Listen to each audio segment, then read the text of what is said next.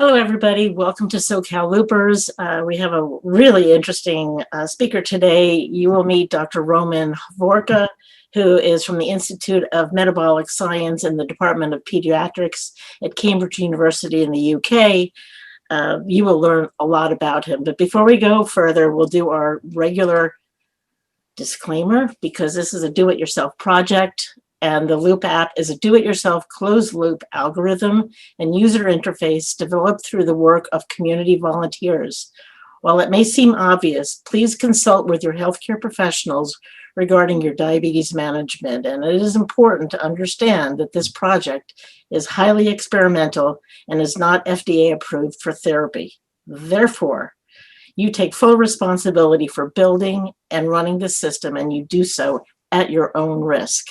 And just kind of nod to yourself saying, yes, I understand, and I will do this at my own risk. And let me tell you a little bit about Dr. Hovorka. Roman Hovorka is a professor of metabolic technology at the Institute of Metabolic Science in the Department of Paediatrics at Cambridge University in the UK. He has made seminal contributions to diabetes technology, including the artificial pancreas. And this is where all your ears perk up, artificial pancreas. He is a mathematician and a physiological modeler and is recognized to be among the world leaders in the development of the artificial pancreas. His work spearheaded the medical and social acceptance of the artificial pancreas as a novel treatment paradigm, and his studies are the first to evaluate the artificial pancreas during free living conditions in adults and youth. That means we're walking around and he is evaluating. We're not in a hospital setting.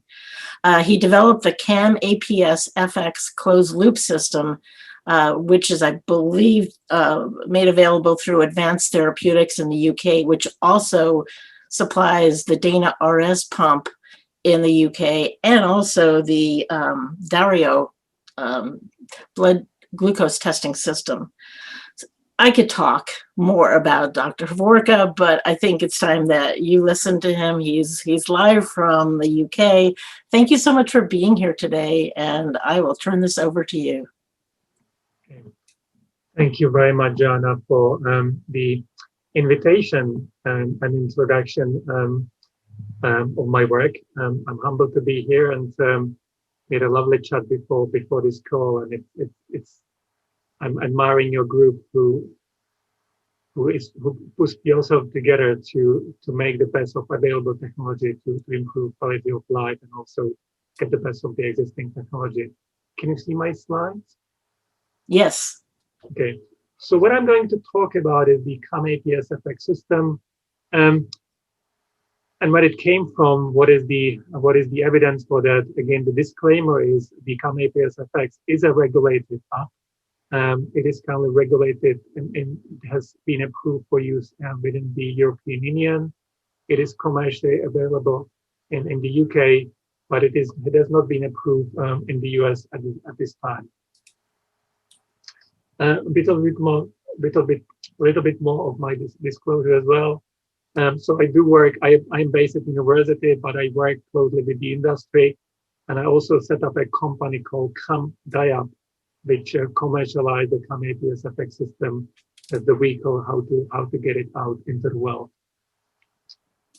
So what I'd like to do is to give you an overview what the CamAPS FX is and where we came from, share with you the key clinical data, and provide more details about the app, how it works, what is unique about it, what is the feedback from users, and also some ongoing studies which are being done with the app. I think you know this picture. We are here because we are all interested in the pancreas. So we need to use sensor to read glucose values from the subcut tissue, which send data to a control algorithm, which can be sitting on a phone or on the pump, and then the pump is then directed to give the right amount of insulin. So there's nothing new about this. I think the other thing is just to make sure we are on the same page. The CamAPS FX is a hybrid closed loop system. So the way it works is it modulates insulin delivery. Here's an example of 24 hours on a closed loop using the app. So you can see the top panel, it's in millimoles per liter. We can see the glucose values coming from Dexcom G6 every 5 minutes. We try to stay in the green range between 3.9 and 10. And in order to do so, the algorithm at the bottom line, it's modulating insulin delivery. And the way it's doing is actually modulating basal. It is shown as modulating basal delivery, and this is the general concept. However, at mealtime, which is highlighted by these squares, people still are expected to give insulin boluses, because of the mismatch between the insulin speed and the speed of absorption of carbohydrates following ingestion. And in this case, you can see the bolus is given in meal times. But you can also see that the algorithm still gives additional insulin after here when glucose goes up. So, and I will be speaking about some of these unique features of the CamAPS FX, how this manages it in just a few minutes. So where we came from, we started very early in 2006, and it was at the time where JDRF, after spending lots of time and effort, and they still do, and I think it's very admirable, of focusing on the biological solution, decided also to embrace the technological solutions, and especially closed-loop system. So JDRF created the Artificial Pancreas project with funding in 2006, and we were fortunate enough to get funding from them, and we started our studies in 2007. We always focus, I think there are not so many groups, but it's unique for us, we really focus on the pediatrics. And it was the decision, and we might have a discussion point about it. We still work in the adults, and we also have studies in various ages of adults. But the children are those who are going to live with the type 1 diabetes probably the longest, and it was the rationale why we want to do it this way. I think the other thing is quite often researchers start with the adults and then to move to pediatrics. We actually started straight in the pediatrics. Again, that was quite unique on our side. So we can see the studies initially where we were testing the algorithm. There was no automation at all. We were taking blood glucose measurements at the time. The glucose numbers were not as accurate as they are now. You can see the first automation here in 2010. You can see the Cosmo pump here. We worked with Smith Medical, who modified the pump for us so we could control it. We were using the Navigator 2 sensor. In 2012, we actually started using, and we went to the outpatient studies for using the closed loop at home. And this is our first teenager who started using the closed loop in 2012. We never had remote monitoring in our patient studies, so we were throughout the initial testing, we were quite sure that our system is safe. We then move into, and you can see the small ultra portable computer here, which was running the algorithm. We moved to tablet. We then moved to Android phone. 2016, we were working with Medtronic, and we developed this platform, Lawrence M, which was communicating with modified 640G pump through enclosure. And this was investigational device. And finally, since 2019, we developed this interoperable app, which is running on Unlock Android phone, which has been designed to, in principle, work with different CGMs and different pumps, and also different beta ecosystems. And my talk will be mainly about these systems, the CamAPS FX. So you could see that again through this period, we are looking initially in the safety and within the inpatient settings, and we tried various aspects, including exercise, large meals for adults. We also did a 1 bottle of wine study, which we managed quite well. And we, in our studies, we recruited and enrolled children as young as 1 year old, or 16 months old.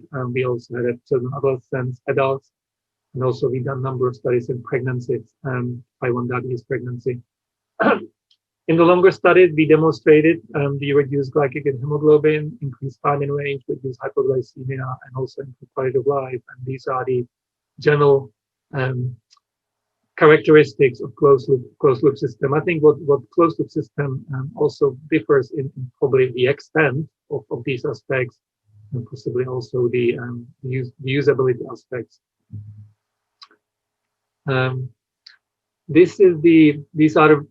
What is shown on this slide is the result of the key study, which you can see as a pivotal study for the European approval. It was studied in children from the age of in users from the age of 6 and above, so children, adolescents, and adults. It was done in the UK and US, and we were comparing closed loop versus same devices, but without the algorithm, the sender augmented pump therapy. It was done in 6 centers. The baseline was 8.3. We were aiming for suboptimally controlled people with type 1 diabetes, and you can see the results in the slides on the graph in the top right corner. And you see it's, so the reddish area that shows you the median and the interquartile range, so the 75% amount of values within this range, and it shows you compared to the sender augmented pump therapy, which is the same devices, but not the algorithm. We achieve mainly improved glucose control overnight, but also during the day. At the time for this device, for this study, we actually use this 640G modified pump and Enlight Guardian 3 sensor. I just want to mention the algorithm, which is currently commercialized. It has been a progression from the very early ages, so there was a tweaking of it and making it responsive and to various situations, making it safer, and also putting adaptation, which I will be talking about it in these longer studies. So in this study, we showed improved target by 11%, reduced mean glucose 0.7, 0.8, which would be about 10 milligrams per deciliter, reduced time in hypo, and reduced A1C as well. My presentation is very much focused on the pediatrics as well. So I wanted to share briefly the studies. We're actually doing another a bigger study in the younger children. But this shows the study in children aged 1 to 7-year-old. We were actually comparing in this group the U100 versus U20 diluted insulin aspart and overacid. And the rationale was that pumps at these smaller amounts of insulin, they are limited in accuracy. So we wanted to see very closely with diluted insulin giving a bigger volume can achieve better control. We actually didn't see any major differences, and based on this result, we currently are doing a study which is a large multi-center study in this population using the U100 novorapid. But again, I want to share the shader in this population, what the results were obtained across different groups in the UK, Austria, Luxembourg, and Germany. So at present, we have a number of studies. We're actually doing 6 studies, and I will briefly mention those in pediatrics.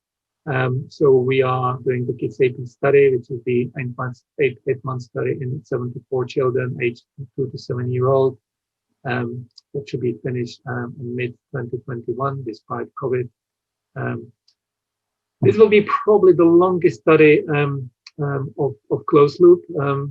So we enroll in this study teenagers aged 10 to 17, and we randomize them. We randomly assign them to use closed loop from the onset within 6 weeks of type 1 diabetes, and the other group were following in the standard treatment.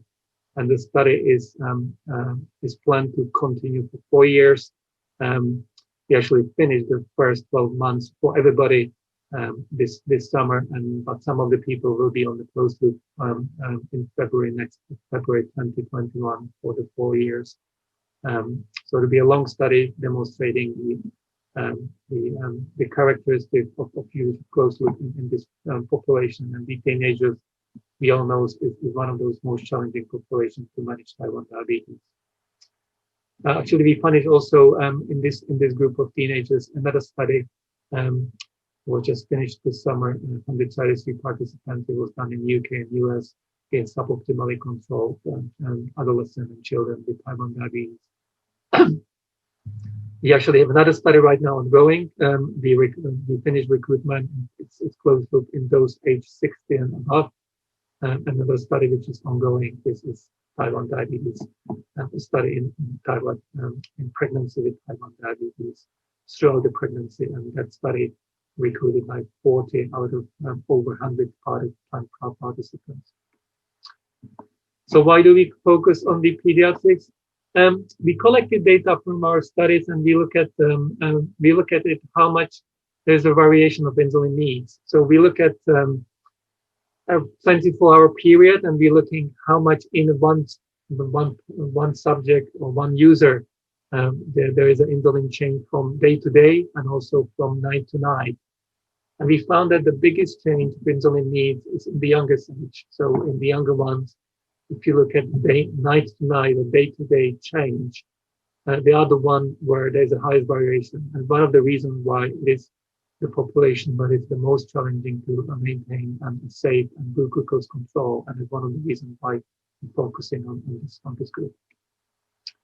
I'd like to share a few case studies of using the CamAPS FX. So this is a 6-year-old girl. She was diagnosed age 2 years, and before the study, she was using the 640G, which is the predictive low glucose suspend. With the Guardian 3, the glucose wasn't that great, the A1C 66, but her parents were really working hard. And again, that's one of the challenges that the parents are trying their best, waking up frequently over the night, during the night, and trying to manage the glucose. When they entered our Kids AP study, after 4 months of the closed loop studies, the A1C dropped from 66 to 51. And then when they were then moved into the other part of the study, again, it's crossover study. So they are using closed loop, and then they are using the same devices that are closed loop. Again, the A1C went back to 66, just demonstrating the effect of the closed loop system. This is this is the snapshot of her glucose values. So you can see here the glucose data when they are just on the pump and sensors. And you can see here that the parents would wake up twice during the night and then put additional boluses and put some additional boluses here as well. So they are working hard, and this is the outcome when they are on the hybrid closed loop system. You can see the modulation of the insulin delivery on the closed loop system. Still, you can see the parents still would be giving boluses for the meals, shown in here. And I think all loopers know that not a single day or not two days are the same, and every night is different. And it's, as I mentioned, it is especially applicable to the younger populations. So you can see the amount of insulin here on this night where glucose is low, and it's just an example. And you can see the small amount of insulin compared to the higher amount of insulin which is needed on the other night. I think all the loopers know it as well, that the closed loop system is not perfect still, and the same applies to CamAPS FX system as well. Challenges remain. I think we need to set up the expectation right. So there are still periods when glucose is high. I will get to what the red means here. You can see the hypo here as well. So it is still type 1 diabetes continues to be a disease which is challenging to manage, but with the closed loop system, the burden of diabetes is significantly reduced. We look at the quality of life, and we ask the parents in our studies, and this is just again a snapshot from one study, and the message is generally very similar. And again, I'm sure the same would be applying to people who are using the RI systems as well. But the 85% of parents reported they spend less time managing the child diabetes with closed loop system. 90% are less worried about glucose control. The children and 90% have less trouble sleeping whilst using the system. There are some quotes from users in the first Kids 1801 study. So I will now jump a little bit more what the CamAPS FX is, some of the more salient details, how it works, what are the unique features. So it is the CamAPS FX is an app. It is currently available for Android phones. It will be running, and it is running. It has been commercialized for unlocked Android phones. It has been designed to be, in principle, interoperable. At present, it connects to the Dexcom G6. It connects to Dana RS pump, and there is also a new pump coming from Soil, which is the Dana I. And the Dana I is the one pump which is undergoing the FDA submission currently. And the other thing which we're working also in terms of interoperability, we are aiming to send the data to various approved, regulated diabetes ecosystems. In this case, we're working with DALS and Gluco, but we will be also, hopefully before the end of the year, we will also have a connection to followers from Dexcom as well. And I just want to mention this is a regulated product, so for all these connections, there are appropriate commercial agreements and arrangement in place, and it has been developed together with these companies to make the system safe.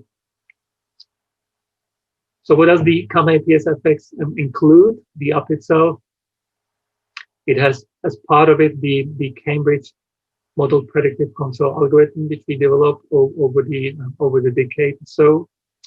It also acts as the CGM receiver for raising alerts and alarms, and also for calibrating if needed in Dexcom G6.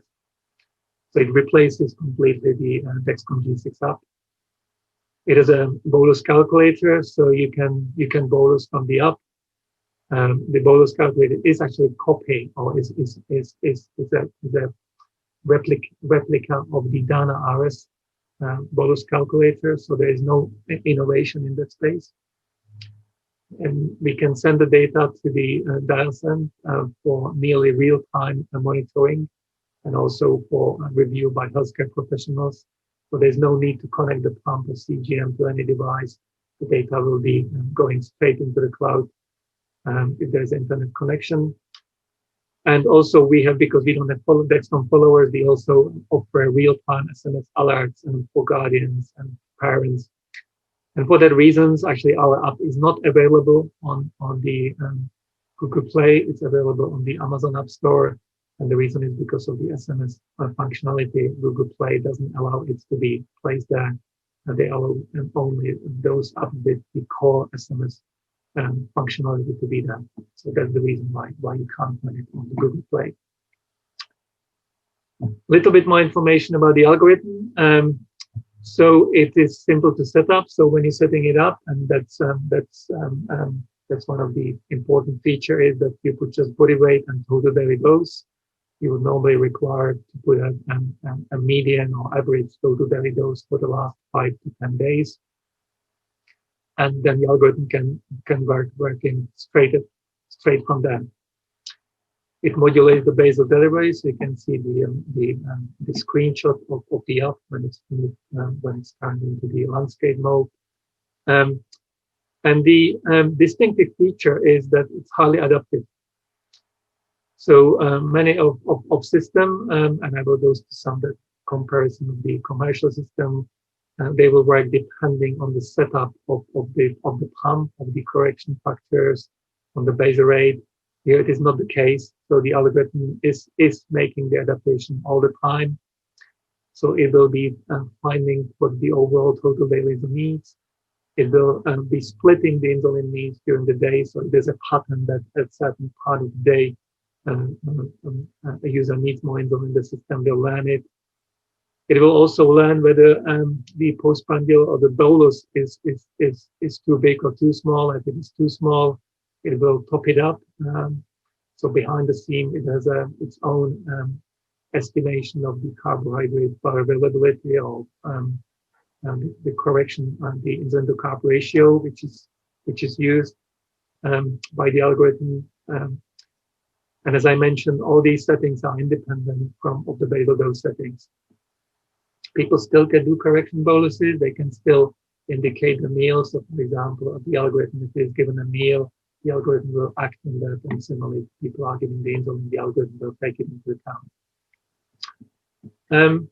Dr. Hovorka, so what you're saying is you don't have to announce meals. It is a hybrid closed loop system. You still need to announce meals. So you can see it here. So at this time, the user will be using the bolus calculator. So it will be connecting to the pump and telling I'm having 40 grams of meal, and the algorithm, the bolus calculator will give the 1.6, which is calculated by the insulin to carb ratio. So, but these are the insulin to carb ratio taking from the pump. Okay, so the user doesn't enter that information. Sorry, they do. So they enter the carb. They enter the carb amount. They still need to do carb counting. They should do the carb counting. Got it. Thank you. We allow certain level of personalization, and we have 3 main modes, and they are shown in here. So we have what we call a boost. We have an ease off, and we have a personal glucose target, and I go through these one by one. So the ease off is basically an exercise or activity marker. So on the home screen, people will tap on the tab here. They will be shown a screen, and they say how long the activity is going to last, and they can also say it's now, or they can plan it later on, so it can be planned into the future. It's particularly beneficial for school children, so the parents can plan this for the PE time. So it's activity marker. So basically, the system reduces considerably basal insulin delivery. It raises the glucose target, and when it's used, it should be used ideally before, during, or after exercise. Or if people have a sequence of hypoglycemia events, so they can put it throughout the whole day or in hot weather. So the reciprocal or opposite of the boost, of the ease off is boost. So again, it's placed on the home screen, and it makes the algorithm more ambitious, and in principle increases the basal insulin delivery during the closed loop system by about 35%. But it will not overshoot. So again, it's aiming to get to the target value faster.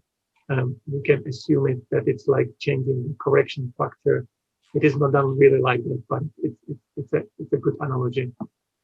You can see here using the boost, which is the red line, the yellow line is the period of ease off, and the red line is the period of boost. And sometimes, again, some teenagers use it.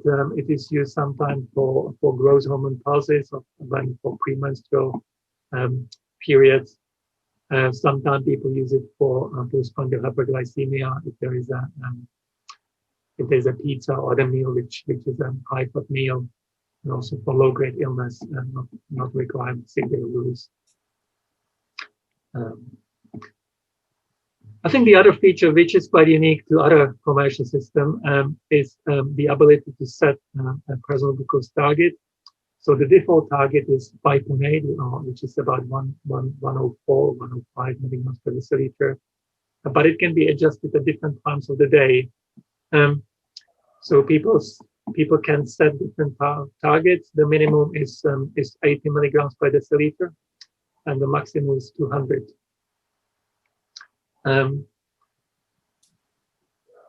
We have parents who really set the lower targets for their children. In Europe, it is quite common in certain territories, certain countries, to really aim for really tight glucose control, even at the risk of higher hypoglycemia rates. Again, lower glucose target is also used in pregnancies. And we also can raise the PAG in a period of hypoglycemia. It can be raised at the period of frequent hypoglycemia. We have some users who are coming to using the closed loop system with really high glucose levels. And clinically, we sometimes our clinical colleagues set the target higher. Again, what is known that lowering glucose very quickly can lead to retinal detachment. We are using the high glucose target also people with problem with food digestions and other aspects as well. So as I mentioned, this is a feature when it's needed is very helpful. I'd like to share some of the examples which demonstrate the benefits of the system, adaptation system. So this is one user who has been using the CamAPS FX system for about 6 weeks. And what you see here is so for each day there is there's this line, and the yellowish line shows you the total daily dose for over the six weeks, and you can see the total daily dose went from 20 all the way to 60, so nearly threefold increase over 2 weeks time, and the system was able to cope with that. You can see the increase in the basal delivery. The system is learning these changes in insulin needs and achieve a good glucose target.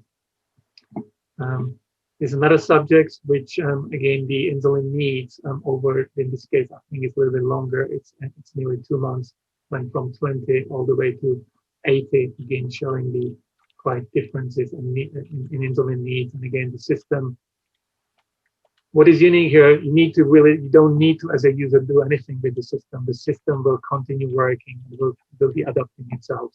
And this is the result of this adaptation. As I mentioned, people should be bolusing. They should be including the. They should be counting carbs and starting bolus calculators. Not everybody does. So this is one user which has you can see it quite low amount, about 15 or 10% of insulin is given as a boluses. So we have few people who basically are running fully closed loop system. And you can see the total insulin dose is very similar to those which is given by the closed loop system, which is the basal. Again, I just want to mention the closed loop system gives only the basal dose, and the bolus is the one given by the user. So this is one of these users who runs nearly fully closed loop system. And I couldn't resist to show this user. This is actually an example of user who is teenager, and he for a period of time use a low carb diet. And in this case, you can see it's carbs are difficult and exercise is difficult. So achieving really high glucose, high defining range. I received this user feedback from just a few days back, and again I included in this presentation. It's unsolicited feedback from a user who started commercially. He's not in the study. It's a commercial user, and I just sort of read it quickly. I've just got my first A1C after going onto the CamAPS FX. It was 47 millimoles per millimole. After being in the 80s for almost a decade, I managed to get down into decent numbers with the 100 APS, but it took a lot of maintaining and hard work. And we do have some feedback from some of the DIY users who moved to the CamAPS FX. That's easier to use. And he sent us some data, and I will be showing them briefly. And I think I know it yourself as well. For some people, getting on the closed loop is a life-changing experience. And he's saying that he had diabetes for 25 years, and there are two major turning points. One is the introduction of diabetes specialist nurses, which was some time back, and the second is using CamAPS FX. So this is the user feedback from the user. So he moved from about 47% time in range to 81. You can see also the AGB profile as well. I want to also provide a comparison of the commercial system. So in the UK, we actually have 3 commercial systems which are available. The CamAPS FX is the Tandem Control IQ, which is available in the US as well. and the 670G. So the FX system is CE mark, regulator approved from the 1 year and up, tandem from 6 and the 670 from 7 years up. Although I think the new 780 will be approved from 2 years up as well. We're using the factory calibrations, and again, we know how beneficial it is, especially for the pediatric populations. We don't really have a dropout from the auto mode. The system will stay if there's a feedback. This CE mark regulator approved from the 1 year and up, and then from 6 and the 670 from 7 years up. Although I think the 780 will be approved from 2 years up as well. We're using the factory calibrations, and again, we know how beneficial it is for the pediatric population. We don't really have a dropout from the auto mode. System will stay if there's a feedback. This CE mark regulator approved from the 1 year and up, and then from 6. I think there is a feedback there, delayed feedback. So I will keep talking. Hopefully it will not continue. Thank you. So the system stays in auto mode, like as we know, the 670G, because of safety reasons, as auto mode dropouts. It's very easy to set up with total daily dose and weight compared to other systems which rely on other setting on the pumps to operate appropriately. It has adaptive learning, and the overall, Niels, I was mentioning it, the control IQ doesn't have any learning, and the 670G learns overall insulin needs. You can bolus from the phone for increased privacy and convenience. We have a wide range of personal target. The control IQ has also the overnight target as well, which is tighter. The active insulin time, again, the algorithm calculates it behind the scenes, so you can't really change it. In the control IQ, it's fixed at 5 hours, and the 670G, it's used to personalize the glucose system, as we know, between 2 to 8 hours. All system has activity mode. The boost mode is unique for the CamAPS FX systems. The remote monitoring control IQ has the followers, Dexcom followers. We're planning also connection to followers in hopefully 2020, this end of this year. But the SMS monitoring, and we also have an automated cloud upload to DAS and planning clarity. And we are also approved for using the rapid analogs and also ultra rapid analog. We just right now finished the study with PIAS, and the results have been submitted for publication. I'm sort of getting closer to the end of my presentation with more practical details about its usage. As I mentioned, it is approved, CE mark. It has the kite. It is available through the CamAPS company, and we also joining forces with the ATUK, as Joanna mentioned. So it will be available through them as well. Some of the details is available on our website. The target population is from the age of 1 year and up. The limit of weight is between 10 and 300 kilos, and we are approved for the minimum total daily dose between 5 and 350. Actually, just this weekend, we started, our clinical colleagues started using the system. A 6 months year-old boy who was just admitted with DKA. So off license, I'm not promoting it. It can be used with possibly diluted insulin in that age as well. Unlike the DIY system, this system comes at cost to cover the commercialization. We have a commercial customer support. We are regulated. We need to grow, and for sustainability, we are charging, and this is our cost.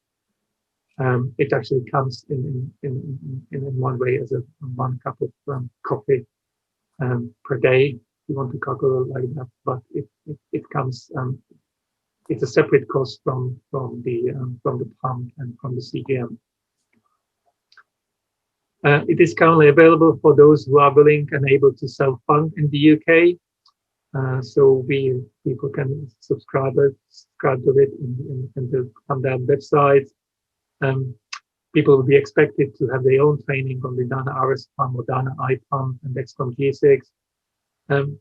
What we arrange is, and I will mention it briefly, is that especially with the COVID-19, we are actually providing online training platform. So we don't need to provide in-person training on the CamAPS FX. There is no need for healthcare professionals training.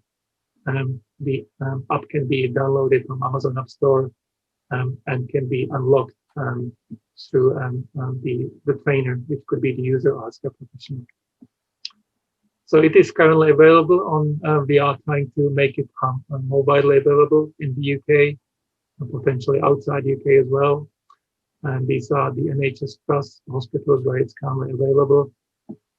And it's growing, so we are actively working with the NHS Trust to allow it to be used and reimbursed for all populations. As I mentioned, one thing which we are proud and it sort of grew initially from initial thinking, but with COVID-19 became really an important part, is to provide an online training portal. So we joined forces with CDEP, which is Cambridge Diabetes Educational Platform.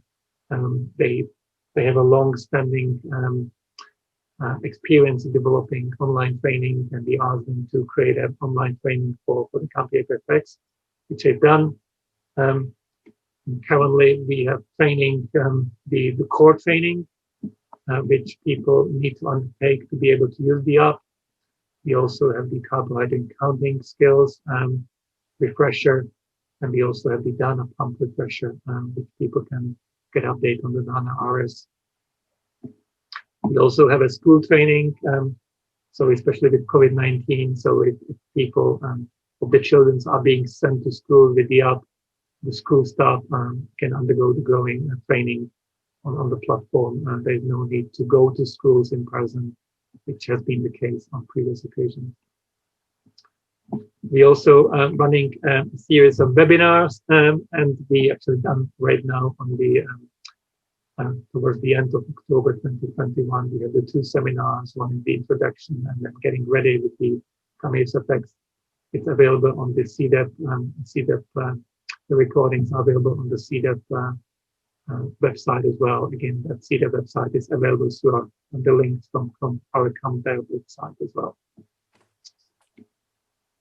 I stop here and thank you for listening, thank you for your attention. I'm happy to answer your questions. Okay, lots of questions. Very, very interesting. So I'm just going to go back. Someone had asked initially about use in pregnancy, but I think that was answered because you do allow it to be used during pregnancy. Is that correct? We do, and as I said, we have one active studies which is being which is undergoing. We done previously 3 pregnancy studies which were shorter. Now we are using the closed loop throughout pregnancy. So early in pregnancy, the ladies are randomized either to using closed loop or using central automated pump therapy. So that study is ongoing, but it's CE marked already for pregnancy based on our previous studies. I have to comment on your program for schools and teachers. I think that's pretty amazing because what it appears in the U.S. is that the parents have to educate their own teachers. So I think kudos to you guys for doing that. That's wonderful. Stefan asked whether CamAPS FX also suggests the update to the carb ratio. We don't currently, we don't do that. It's something we don't plan. So we leave certain things for the healthcare professionals, but we provide online training platform for carb counting and adjusting insulin to carb ratio by people. So we don't change it now. No. Okay, Glenn and I have been going back and forth trying to better understand your ease and boost, and whether that's what we would call an override. How does that work, and what does the user make that happen, or is it an automatic? The user needs to make it happen. So the user needs to press the button and say, I want for boost. They press they tap on the top and they say, I want boost for the next 1 hour, 2 hours. So people use it. I say they land that sometime after some meals they need more insulin, or they are running high, they get an alert, they will CGM alert, they will put boost on, because the algorithm has safety rules, so it will not overset rules. So with the boost, it will give a little bit more, up to 35% more. So it is override, if you want to put it like that. And the ease of it's an activity marker, which I'm sure you will have as well in the LI system. So on boost and ease, do you set the amount of time, or does it give you options? You said the duration, correct, but you can plan it into the future. Oh, so you can set it for in 2 hours to give you a boost, Yeah. or any. Yeah. So in the morning, if the parents know there's a P at school at 11 o'clock, they can set the ease of ahead. Or if you know in the morning you are early bird and 7 o'clock you're going for a run, you can put a ease off from 6 o'clock while you sleep, so you start a bit higher on your run. That's fascinating. So I'm going to come back to how you start up the system. You say you enter the weight and your total daily dose. Do you also put in your carb ratio, the ISF, any of those settings that we normally put into loop? Mm-hmm. So currently we're working with tethered pumps, Dana pumps. So the Dana pump has all these settings already there. Okay, so it's already in your system. In the pump, yeah. Okay. So we land, for example, the insulin to carb ratio. We read it from the pump, and we're using the bolus calculator on the app. We will be using these insulin to carb ratios from the pump. Okay. But they are not really needed by the algorithm and the correction factors. They are just needed for the bolus calculator, which people use at meal times. And does it adjust your basal profile as well? We don't do that again. It's people are asking it, and I know some DIY system do it. We don't have this functionality. Having said that, so what's happening right now, we're finding is that with our app, people spend, again, depends, our median time in closed loop is about 92%. So most of the time people will be in the closed loop system. The basal settings would be needed when people drop out of the closed loop system. Yeah. Okay. Question, have you started looking at dual hormone in any of your studies? We haven't, no. We really, yeah, we're thinking about it right now. Again, we really focus on using the existing system. Again, the dual hormones. It's not just device study, but it's also a pharma study. As you know, it takes longer and it's a little bit more expensive in terms of the combined projects. In terms of hormone, so we could be talking about glucagon, but we could also be talking about amylin. Yeah, I think the amylin story is really, the pramlintide is really an interesting story, and I'm watching it as well. It's probably, at least what I could see, is a little bit more promising on the pramlintide and glucagon from my viewpoint. But we shall see. We haven't done work on that, so no work on that one. Yeah. Okay, Glenn is just shooting questions. Go ahead, Glenn, ask him. So what are the key differences maybe between the algorithm of this system and like the 670G algorithm or the control IQ algorithm, and the learning? Both of those algorithms have learning aspects in them, and I think you said that this algorithm also has a learning aspect in it, sure, which of course Loop doesn't have. Sure. So I believe that control IQ doesn't have any learning aspect. Okay. So the control IQ will be running on the correction factor, basal dose, and insulin to carb ratios. 670G it has, so every I believe that in the night it will change the overall total insulin dose, so it will land the changing insulin needs as it goes, but it will not land. That's my understanding how it works. What is different from the CamAPS FX system is it's also learning these needs. It will learn it's certain part of the day you need more insulin or less insulin. It will adjust accordingly to that. So you can look at it like learning the basal insulin dose, but instead of that, it will learn it behind the scenes. So it will know that, for example, regularly if there is a pattern that you will need more insulin at 4 o'clock in the afternoon, and it will step it up. How has this system worked with calculatable things like monthly hormone cycles and things like that in women? Yeah. We haven't done a formal study. We have a feedback from our users that there still people would like, for example, they would like the boost to be a little bit more to have greater flexibility on the boost to be more aggressive certain levels. Most of our users don't come back to us. They are using on the system as it is, and they are using it without any adjustment. I just want to mention that there are a few users who would like the system to be more responsive in certain times. So we are not claiming that we are perfect, put it like that. So for the monthly cycles, we try to do differently. We try to see whether through our glucose control, when we look, because we have 3 months worth of data on some of the newly diagnosed. We have longer period of time, and we try to see whether see a pattern which would have about a month, 20, 25, 28 days period, and we haven't seen it in terms of glucose control. So there doesn't seem to be a pattern which would be saying is that overall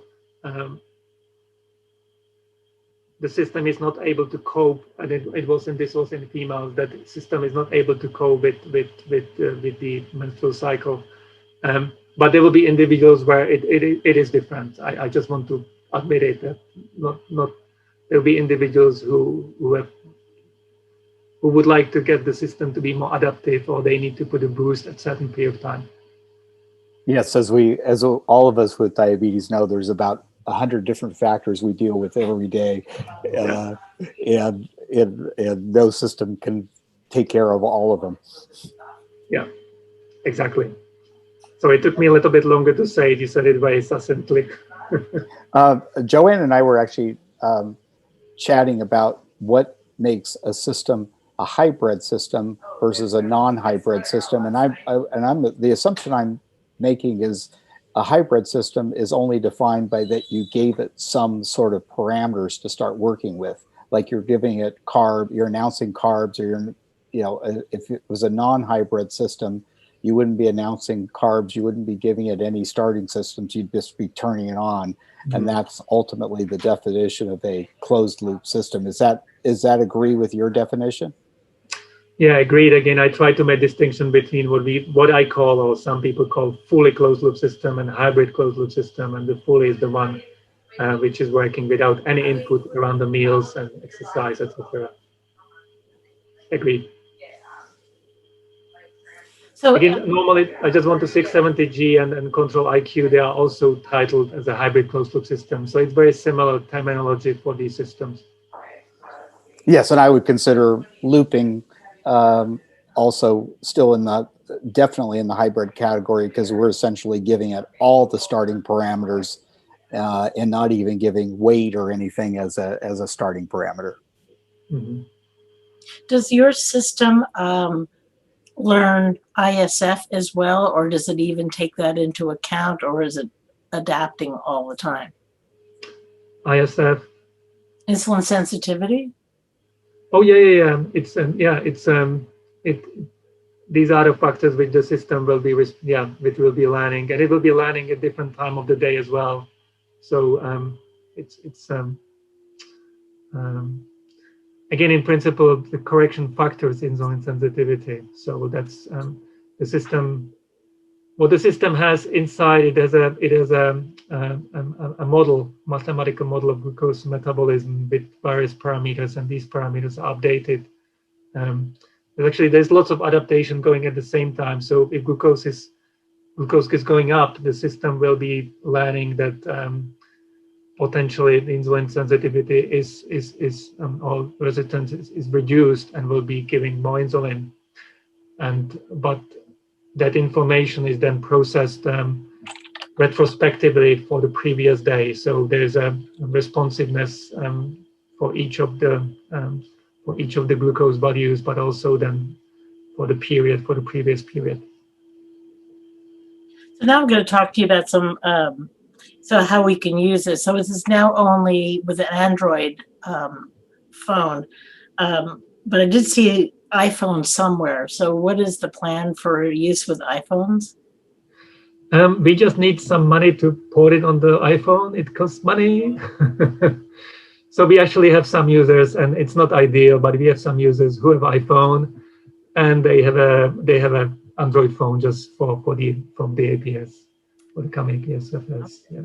Yeah. Do you think the European health system will actually pick this up as a covered cost, or do you think it will be an outside cost still as it is now? You mean the phone? The phone, or the phone and the algorithm part of the phone, because it's a subscription right now. Yes.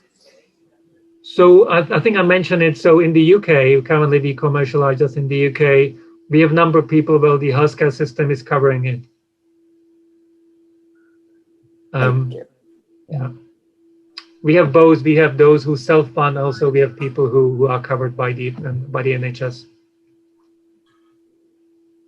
Okay, well, back to hardware. Are you beginning to look at Abbott Libre 3? Yeah, we're looking into the directions as well. Yes. Again, so the way we work, we need to. One of the challenge of developing interoperable system is the technology, and the other one is the commercial aspect. So we need to establish the appropriate relationship with these companies. So that's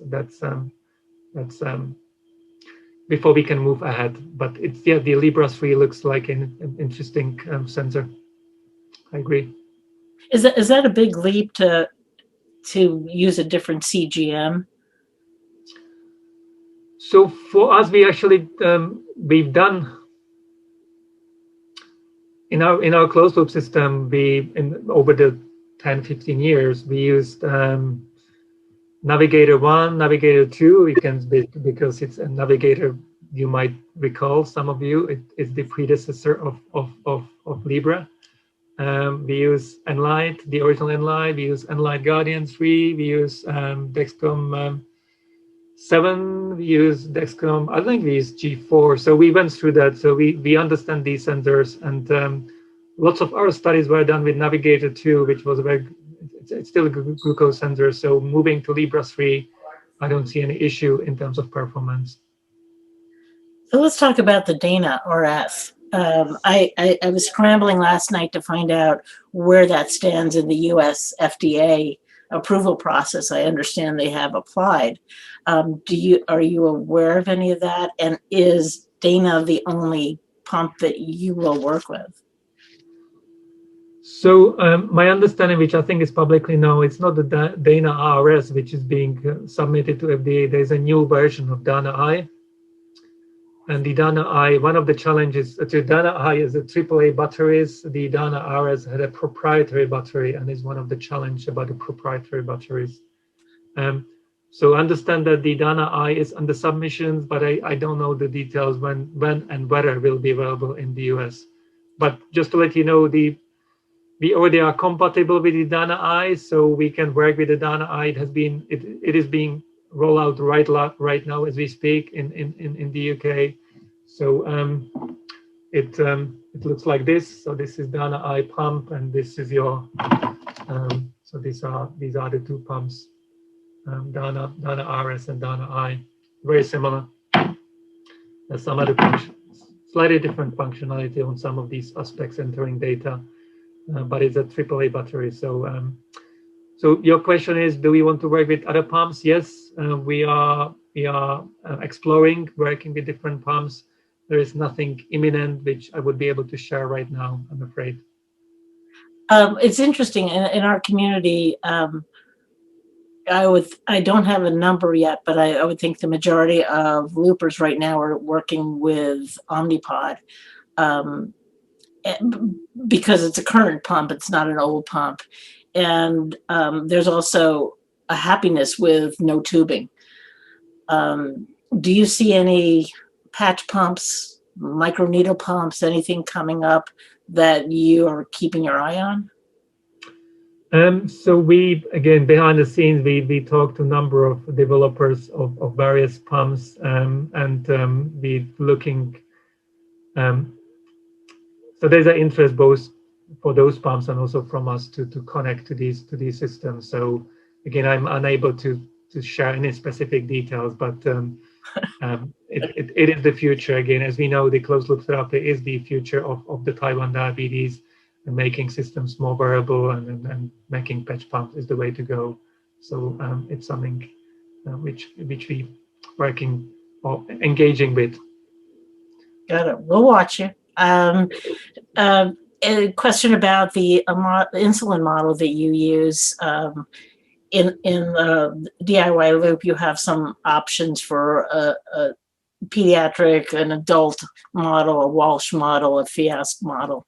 Do you specify that in your system? So there is one algorithm which can cope with all the things. So because it's adaptive, so we're using the same algorithm for Fiasp or Aspart or Navarone or Lispro, and similarly for all age groups, it is exactly the same algorithm, including pregnancy. Again, for the pregnancy, you would set a different target, but otherwise the algorithm is the same. And the reason is because the algorithm will be it is learning the insulin action parameter as well. So it is coping. So it's not that one size fits all. It's that you can mold it to fit different populations. I think that's a very different way we have to think, because we're so busy setting what the model is. But if the system learns, that takes that out of our hands. It's one less thing we have to worry about, which is wonderful. Let's talk about reporting and data that comes out. You use Gluco? So we use Diasen, which is Gluco basically, but you may know that in the US, so it's a one company, as you know, Gluco, but in Europe they still have the Diasen interface, unlike the Gluco Diasen interface, which is different. But we work with Diasen.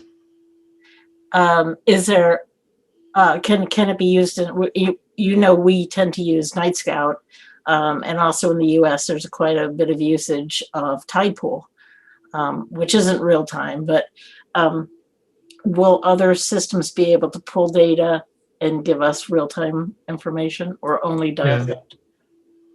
So we working very closely with Dexcom, so we will be sending data to Clarity and followers. So you will be able to see the data on this platform. And again, if and when, and I think the questions, if we move to US, again, Tidepool is a very good solution. Again, the problem with Night Scout is it's not regulated.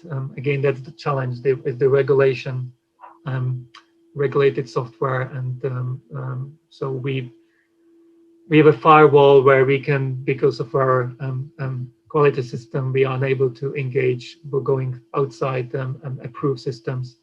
And unfortunately, Tidepool right now is not approved outside US. It's not approved for use in Europe, although it's sometimes used. So we don't have a connection to Tidepool right now. And when you say regulated, so Night Scout is a concern for HIPAA and privacy issues on that? Well, it's a number of aspects. Again, it's in the same way. For example, glucose or diascent or tide pool will be approved by the FDA as a system, and there is a quality system, somebody's looking after it. It's the whole package, which includes the privacy of the data, which you mentioned. Um, and if something happens, someone needs to take responsibility. That's the challenge. Yeah, I was teaching a class at the local university on this do-it-yourself system, and they kept asking me the question every year, well, who do you sue if there's a problem in DIY? And I kept saying, that's the point. You take responsibility. So Yeah. I understand. Just a question about you and your interest. I know you're a mathematician. What is your interest in type 1 diabetes? Why did you find this interesting to work with? Yeah. It's actually a long-standing story, and again, it depends how far one wants to go. But I go to late 90s, and some of you might remember these electronic pumps. Yes. Do you? Oh, yes. Yeah. Okay. So I think they were in the US in late 90s. There was a H-tron and D-tron in the US. Yeah. So at the time, they are still, as you know, they are still based in Switzerland. They approached us, and we did actually European projects on a closed loop. They wanted, at the time, I was working on the PKPD of insulin, and they approached us to do closed loop system at the time. And I was very skeptical because at the time the sensors were really not accurate, and all the devices were bulky. But then I saw some of the glucose control by some of the people with type 1 diabetes, and realized that really we don't want to shoot for the stars, for the best thing, but we want to improve things, and it's possible. So I think that was the sort of light which I could see, is that with the combining the knowledge, and at the time I had knowledge of the metabolism, not too much of the devices. With this knowledge, one can improve glucose control, reduce burden, although we didn't speak about it, reduce burden at the time. But from being skeptic, I could see, yes, we can take this technology and make things better, and improve glucose control. And yeah, a lot of us are really disappointed when that pump disappeared from the U.S. market in about the year 2001, I think. But one of the studies that I loved about them was they were actually looking at portal vein delivery in that about the time that they left the U.S. market, and of course, many of us thought that was going to be the ultimate. Yeah, the problem with type 1 diabetes, and don't take it wrong, is not the risk associated with this type of surgery is higher than the underlying risk. Anyway, that's all the implantable system. It's a different story. We can talk about it for a long time. Anyway, but it's interesting. We finished this project in 2001 with this electronic. I think the problem with this electronic, you might remember it. There was a run out of the pump. Somebody went to the shower. There was water ingress, and the whole reservoir emptied. And this single thing just closed the whole shop. Yep. And so the project finished, and I went to JDRF 2001, 2002, and say, "Is it something you'll be interested?" And they say, "No, we don't do devices. We do just cure." And then they changed 2005, 2006, which was great. You know, I wasn't on Pump at that point, but what I had always heard about Desatronic was their amazing customer care and attention. They listened to the customers, and I think I understood you got 2 pumps. So if one failed, you had a backup, and this is our life. Yeah. And the cost can't be that much more significant for 2 versus 1. Yeah. So Yeah, I know. I heard a slightly more skeptical view of that, is that because of the high fail rate, they gave you 2 pumps at the onset. I don't know which one applies. I heard this one, so I don't know. Yeah. I haven't been there. I But like I like the thought that they actually cared, but Yes, yeah. I do agree. It scares me to think that they did that because of the failure, but I, I have more questions, but I'm hoping that we see something with the Dana pumps or do you call them Dana pumps? Question about settings and training. One of the things we talk about in SoCal Loopers is how do we support our users and their settings and look at their data. Kenny Fox just jumped on and he does a lot of the analysis for kids who are looping and looks at Night Scout and tries to work with that. But we don't see our medical offices being prepared to handle that data. So if your system does a lot of its own adjustment, that would take away some of that concern to have settings adapted. Yeah, that again, that was our intentional way when we constructed the system to make it simple, not necessarily only for the users, but also for the healthcare professionals. And again, in the UK and outside UK, I work with a number of clinics, and I'm sure it's your experience as well. There are healthcare professionals who are keen on technology, and there are those who are not. And so you want to make a system which is quite robust to usage in different environments, and that was an intentional decision to make it simple. So we don't have some of these I would say legal issues. It's a regulated project, a regulated product. There is somebody responsible for it if something happens. We provide again, our training is done by the certified healthcare professionals, the online training. So it is I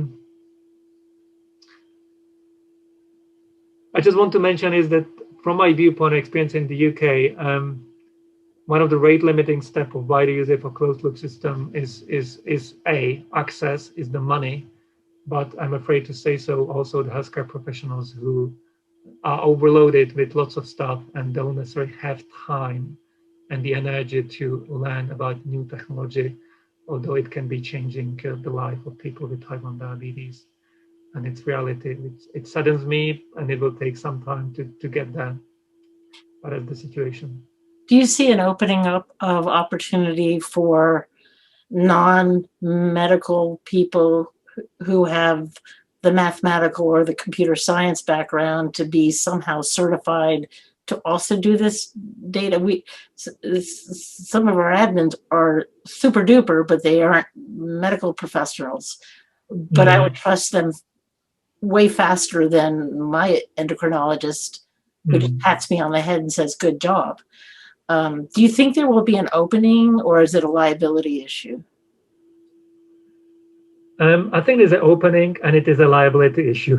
we were in our studies, actually, it was interesting. We in our newly closed loop studies, when we basically imagine somebody gets type 1 diabetes, teenagers, the family gets into hospital, and it's really life shock. It's really, and they never heard about type 1 diabetes.